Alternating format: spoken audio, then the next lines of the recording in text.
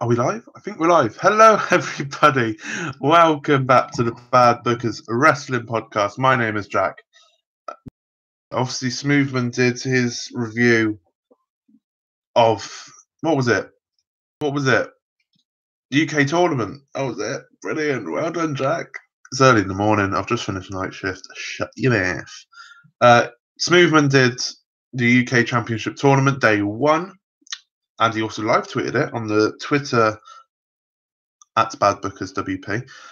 So if you missed any of that, go back, watch his review. Watch it was decent wrestling. Some decent wrestling. Hopefully he can do it again tonight, because I didn't watch it live. I don't think anyone else watched it live other than Smoothman, part of our little four, because we don't like watching the product, clearly. I have watched it though, and it was very good. But we're not Raw. Now, I know I haven't been doing these reviews very regularly recently. I've not had time at all. I've had time to watch the shows. I just haven't had time to record a review. So that's my excuse. Shut your mouth if you don't like it. We'll start off Monday Night Raw. I really enjoyed Monday. It's 2 weeks in a row I've enjoyed Raw. Don't know what's going on. Don't really know. I don't know if they're doing it right or I'm just losing my mind and not thinking about it. Either way, I'm enjoying myself. So yeah, we started off with Kurt Angle, like we do most weeks. 99, 100% of the time, Kurt Angle comes out. Him and Constable Baron Corbin were in the ring. I'm looking over here because I didn't write any notes because I'm an idiot. So I'm having to look at the WWE.com to kind of get my notes from there. But we started off the night with Kurt Angle and Constable Baron Corbin. And they came out and Kurt said that they've cancelled the Extreme Rules multi-man match to determine the number one contender for Brock Lesnar's Universal title. Because Brock couldn't be bothered, basically. That's the storyline. There's something with Brock's contract where he can't compete at SummerSlam, I assume it was. And we're not going to get a multi-man match, apparently. If I cared about the Universal title, I would give a shit, but I don't. And it was Kurt was saying it. Roman came out like he did last week and said he wants to be there when Kurt made the decision face to face. And Kurt was like, "Yeah, right, fair enough." Bobby Lashley then came out. No, man, we're letting Kurt Angle speak. He then went and said that Brock Lesnar wasn't going to show up. Roman pulled off a decent promo. Bobby Lashley pulled off a fairly decent promo. Roman has got a better promo than Bobby Lashley. Now, everyone was saying that Bobby Lashley was great in TNA with his promos, and I'm not seeing it. But yeah, they were like, Roman was like, "You want to fight, yeah?" Bobby was like, "Yeah, all right, mate." And the Revival came out, obviously, last week. Everything's reverting back to last week. Last week, the Revival came out and wanted to have a match with Roman and Bobby Lashley, and they did the exact same thing. So we have Bobby Lashley and Roman Reigns versus the Revival, which the Revival won because they lost last week to Roman and Bobby. So we're going to have this weird 50-50 booking when it's barely a storyline. It was decent promos and stuff, but it's just weird, like really weird. Like I'm kind of happy the Revival are there for matches week and week, but it's just weird. Like I'll get onto it a bit later with what Roman's doing because he seems to be in every storyline at the moment. Not everyone, obviously, a bit of an exaggeration there. But next up, we had the traditional tag team feud where a wrestler from each tag team face off each other in a singles match. So this time we had Curtis Axel defeating woken Matt Hardy. Very quick succession. The match did not last long. I don't remember much from the match. They won. The B team once again parried. Is that right? I don't think that's right, but I'm going to stick with it. Parodied. Definitely not right. The Deleters of the World again with the excellent segment from last week. They did it again, and it was still very good. And yeah, and then Curtis Axel faced Matt Hardy. Very quick. couple of minutes. There's a video on the WWE website which is 3 minutes long, so it might have lasted that long, maybe a bit less. But I'm really hoping we see Bo Dallas versus Bray Wyatt next week. That'll be really fun.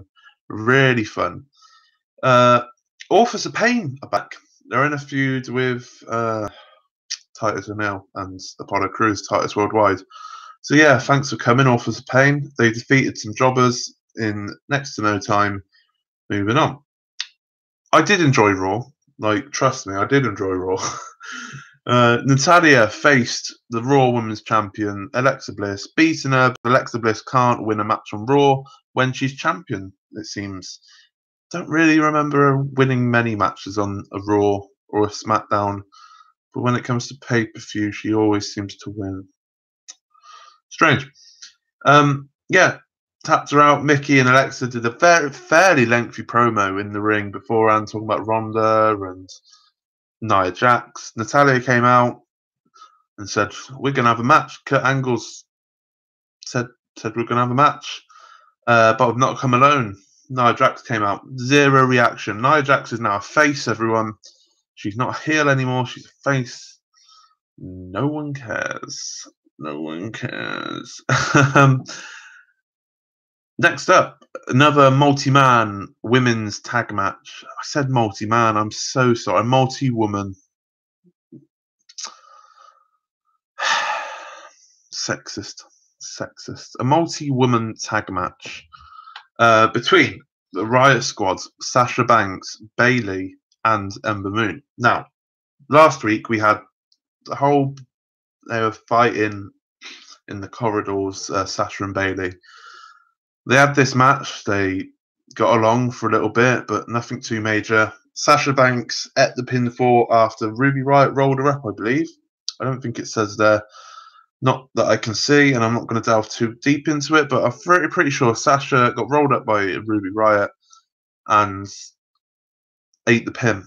She then led there, and Bayley just attacked her out of nowhere, beat the living shit out of her, and threw her in the steps a couple of times, went to her face like, "You've made me this," and all that, all the standards WWE scripted how a friendship should break up. She stood up, looked at Sasha Banks and went, "You ain't shit."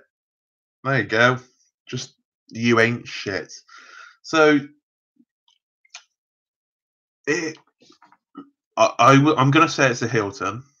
Definitely looks like a heel turn. But people are saying it's not a heel turn. I can see where they're coming from. Could just be Bayley releasing her frustrations. I'm going to say it's a heel turn just because this has been a long time coming. And it finally looks like it's happening. So I'm just going to believe that this is a heel turn for now. Bayley and Sasha are going off for counselling next week to try and revive their friendship. Just let them fight, man. Let them fight. Next up, we had No Way Jose and his conga line wanting a rematch against Mojo Rawley. Didn't get a rematch. Mojo picked out. What was his name? Now I am going to delve into this because I really want to know his name. Todd. He was dressed up as a cheeseburger in the conga line. Mojo ripped into him. Poor Todd. He had a terrible hairline, and now he's getting ripped in by our friend Mojo Rawley. And No Way Jose didn't get a match. He got smacked up by Mojo. Mojo walked off. Pretty throwaway segment for two lower carders at the moment. Next up, we had a tag team match between. Last week we had Braun Strowman and Finn Balor versus Baron Corbin and Kevin Owens. This week we had Braun Strowman and Kevin Owens versus Finn Balor and Baron Corbin.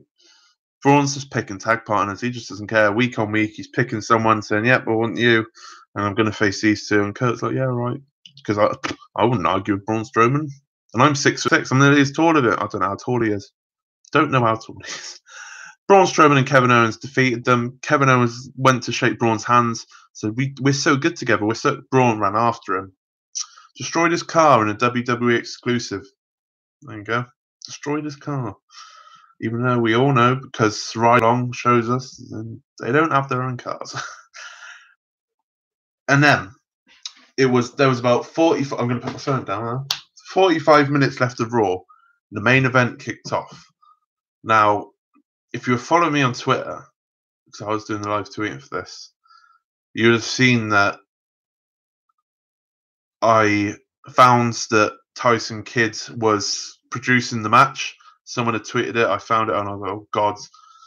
Tyson Kidd's creating this match. And then 40 minutes to the end of Raw, they started coming out. So I was thinking, we're going to get a 40-odd minute match between Seth Rollins and Dolph Ziggler for the Intercontinental title with Tyson Kidd, a modern era wrestler who sadly has to retire, producing the match, so he knows what he's done it. This is going to be good.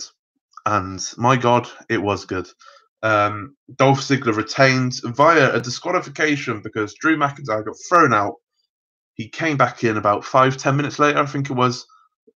Seth was about to pin Dolph. Drew ripped the ref, literally ripped him out the ring and started laying into Seth. Really, really good match. It was about 35 to 40 minutes. Really good match. Really good back and forth. The IC title is definitely the main title on Raw. I think they kind of need to get a mid-card title on Raw because there isn't one at the moment, because the Intercontinental title is the main title. Much bigger than the Universal title. And if you disagree with that, you're wrong. You're wrong. But yeah, Drew came out. Obviously, this was recorded a few hours after. I remember much of the match, but it was a very good match. I was enjoying myself very much. Drew came out, started beating into Seth, and then Roman came out. Now, all I want to know is Roman feuding with Bobby Lashley, or is Roman feuding with Drew McIntyre? Because Bobby Lashley, I wouldn't mind seeing that. Drew McIntyre, I would want to see that. I really want to see Roman versus Drew McIntyre. That will be awesome. That's money right there.